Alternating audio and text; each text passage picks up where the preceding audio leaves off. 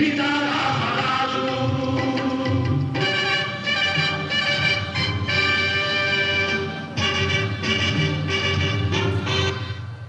అనవరత ప్రజాపీడిత పరాన్న బుక్కులు అనంత రాజ్యాకాంక్ష వ్యామోహ పీడితులు అయిన ఈ ఆంగ్లేయుల ఆంక్షలకు ఆగడాలకు అంతము లేకుండా ఉంది. శాశ్వత స్వాతంత్ర సముపార్జన ఘోరమైన నేరం కోరవద్దంటున్నారు. నిరంతర నిర్మల ధర్మమూర్తులైన దేశభక్తులను దేశద్రోహులుగా ప్రకటించి ఉరికంబాలు ఎక్కిస్తున్నారు. సమస్త భారతదేశ సౌభాగ్య విభవాన్ని తమ దేశాలకు తరలించుకుపోయి మన దేశవాసులను దుర్గమ దారిద్ర్యములు దుర్భర దాస్యంతో జీవోత్సవాలై బ్రతకమంటున్నారు. రాజ్యకాంక్షతో రాజకీయ పుటిత్తులతో రాజ్యాన్ని రణరంగం చేస్తున్నారు. మన కత్తులను మన గుత్తుకల్లోనే దింపి మన ముందే మన మందిని కూలదోస్తున్నారు. నందనవనం లాంటి సుందర దేశంలో మందుగుండు సామానుతో మారణ హోమం సాగిస్తున్నారు. ఇక ఏమైనా ఈ నీచ ప్రభుత్వ నిరంకుశత్వ క్రూరత్వానికి మన ప్రజల శూరత్వం నిస్తేజమై నిద్రాణమైపోకూడదు. ఖండఖండాలలో అఖండ కీర్తిని ఆర్జించిన నా భరతఖండ ప్రజలు నేటి పరరాజుల పరిపాలనకు లొంగి కృంగి కృషించిపోకూడదు. ఆ బ్రిటిష్ ముస్కుర్ల నియంతృత్వానికి నా జాతి బలి కాకూడదు. ఈ బానిసత్వము శాశ్వతం కాకూడదు.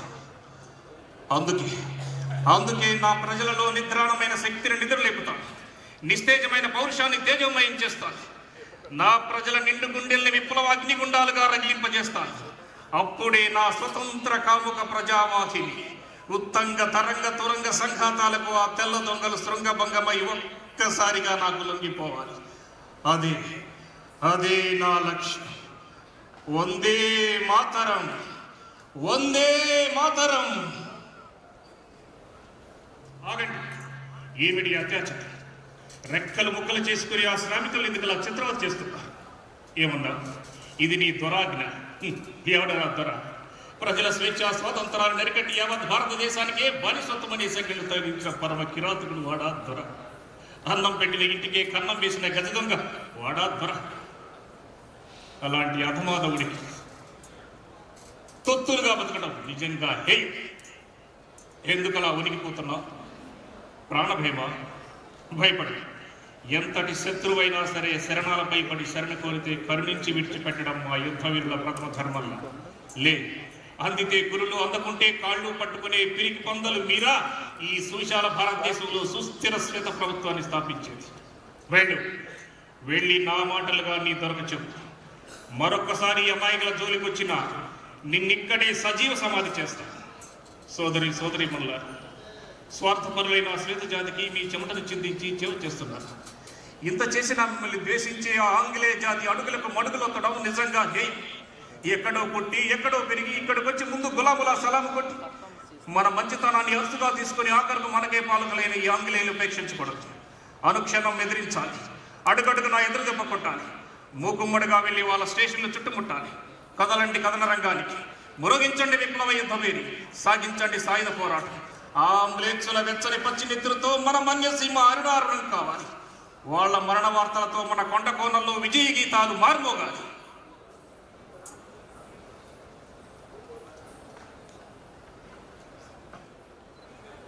ఏంటి మీరు చెబుతుంది నిజమేనా? ఆ నీచులు నన్ను బంధించలేక తమ కసినంతా అమాయకులైన మీ మీద చూపిస్తున్నారు. పల్లెలకు పల్లెల్లే భస్మీపట్నం చేస్తున్నారు. నిరపరాధులు నిరాయుధులైన ప్రజల్ని నిర్దయగా సంహరిస్తున్నారు. మన వనితలను వద్దు, ఇక చెప్పొద్దు.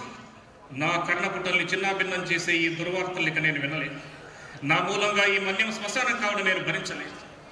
మీకోసం, మీ భావి క్షేమాల కోసం నేను ఇప్పుడే వెళ్ళి ఆ ఆంగ్లేయ కసాయి పాలకులకు పట్టుబడతాను. ఆఖరికి నా ప్రాణాలు ఇచ్చైనా సరే ఈ హింసాకాండ నాకు చేయిస్తాను.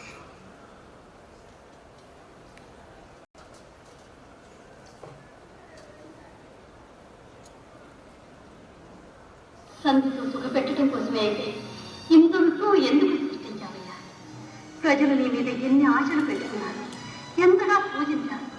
దేశం నీకు నీరాజనాలు అర్పించింది శత్రువుతో సంధి చేసుకోవడానికా? నాకు నీరాజనాలు అర్పించిన ఈ దేశం ఇంకా సమరానికి సిద్ధం కాలేదమ్మా.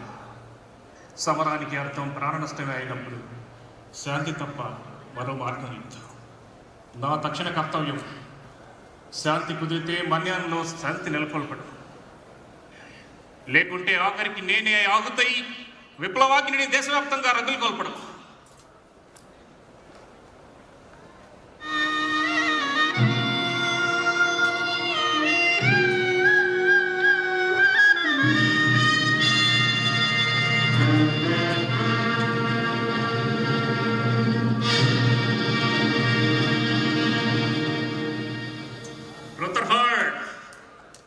నేను నీ స్వాగతం కోసం రాలేదు.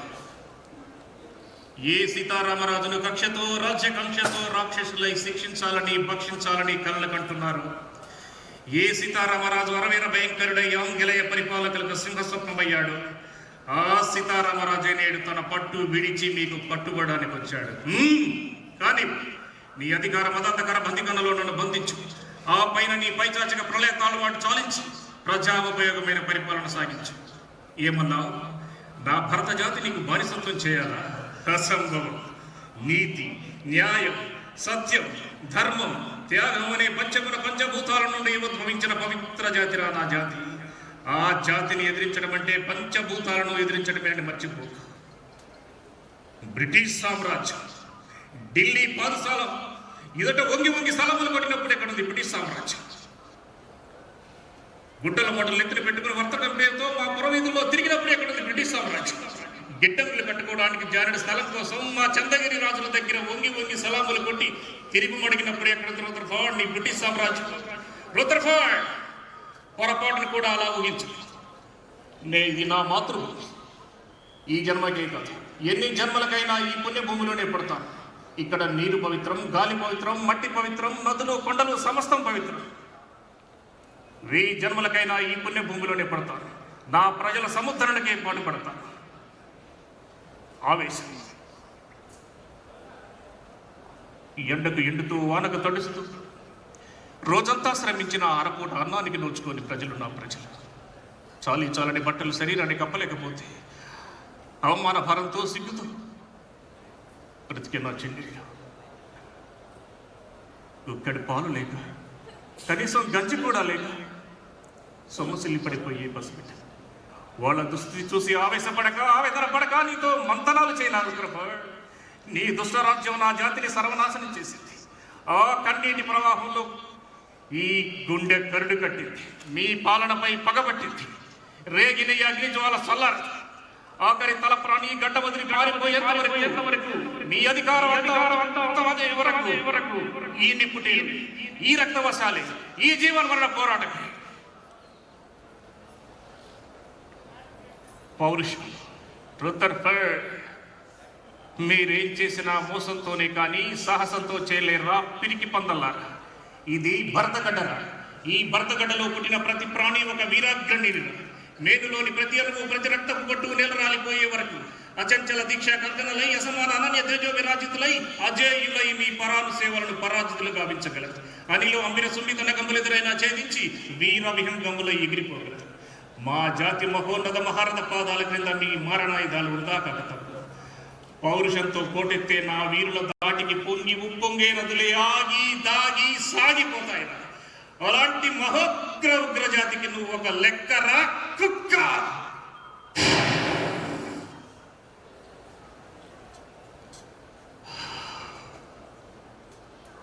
సంధి కనిపించి చంపుతారా?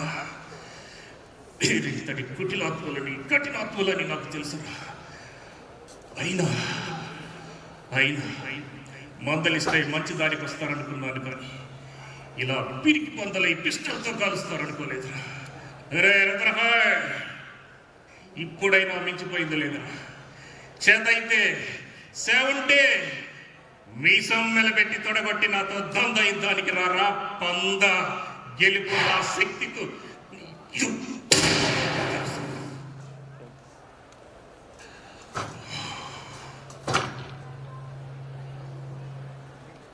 మూర్ఖులారా, నేను కన్ని చనిపోయినంత మాత్రాన తినదల ప్రవర్తమానమయ్యే స్వతంత్ర పిపాస ఆగదరా. అది స్వేచ్ఛా కాముకులైన సమస్త ప్రజానిక ఉశ్వాస నిశ్వాసాలతో అనవరతం పండి నిండి అపూర్వ స్వభావ విభాషితమై శాశ్వతంగా జీవిస్తుంది. నేను చనిపోయినా రేపు తిరిగి నా ప్రజల అంతరంగాలలో ఒక్కొక్క సీతారామరాజు గారు పొంది మీ కుటిల కుతంత్రాలను స్వతంత్రించి ఎదిరించేట్టు చేస్తాను. అప్పుడే మీ అంతం చేస్తాను. నా స్వతంత్ర దీక్ష, స్వేచ్ఛ, కాంక్ష సత్యమై నిత్యమై అందరి గుండెల్లో అమోఘ ప్రభావ విభాషితమై శాశ్వతంగా జీవిస్తుంది.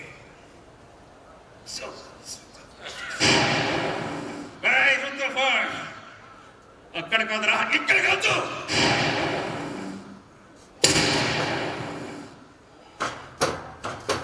ఈ మట్టిలో మట్టిని, నీటిలో నీటిని, నా జాతి జనులు పాడుకునే సమర గీతాన్నై స్వతంత్ర భారత జయకేతనంగా నిలుస్తా.